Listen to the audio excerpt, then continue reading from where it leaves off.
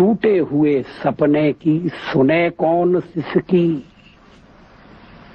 टूटे हुए सपने की सुने कौन सिसकी, अंतर को चीर व्यथा पलकों पर ठिठकी, हार नहीं मानूंगा रार नहीं ठानूंगा, काल के कपाल पर लिखता मिटाता हूं, गीत नया गाता हूं, गीत नया गाता हूं। भारतरत्न अटल बिहारी वाजपेयी यांच्या या ओळी.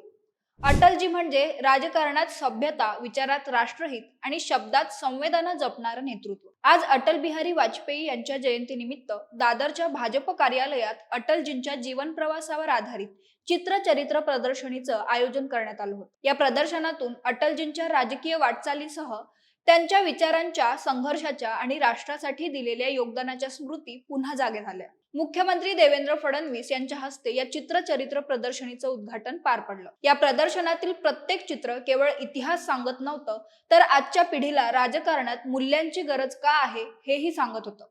यावेळी बोलताना मुख्यमंत्री देवेंद्र फडणवीस यांनी अटलजींच्या आठवणींना उजाळा देत त्यांच्या राष्ट्रवादी विचारांचा आवर्जून उल्लेख केला. अटलजींचं राजकारण सत्तेसाठी नव्हतं, तर देशाच्या भविष्यासाठी होतं, हे त्यांच्या बोलण्यातून स्पष्ट झालं. एवढंच नाही, तर यावेळी मुख्यमंत्र्यांनी मुंबई महापालिका निवडणुकांचे रणशिंग फुंकले. येत्या 16 जानेवारीला मुंबई महापालिकेवर महायुतीचा भगवा फडकावल्यावरच अटलजींना खरी श्रद्धांजली मिळेल, असं ते म्हणाले.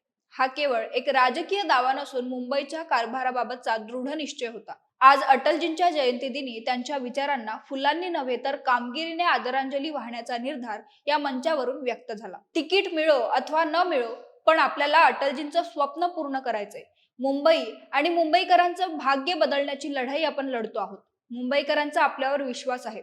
त्यामुळे कुणीही कुणाबद्दल असूया न बाळगता आमचं चिन्ह आणि आमचा उमेदवार कमळ आहे या भावनेतून आपल्याला मैदानात उतरायचंय, असं आवाहनही यावेळी मुख्यमंत्री देवेंद्र फडणवीस यांनी उपस्थित पदाधिकारी आणि कार्यकर्त्यांना केलं. याशिवाय याच मुंबईत अटलजींच्या नेतृत्वात भाजप जन्माला आला. त्यामुळे मुंबईत त्यांचं एक भव्य स्मारक उभारणार असल्याची घोषणाही यावेळी मुख्यमंत्र्यांनी केली.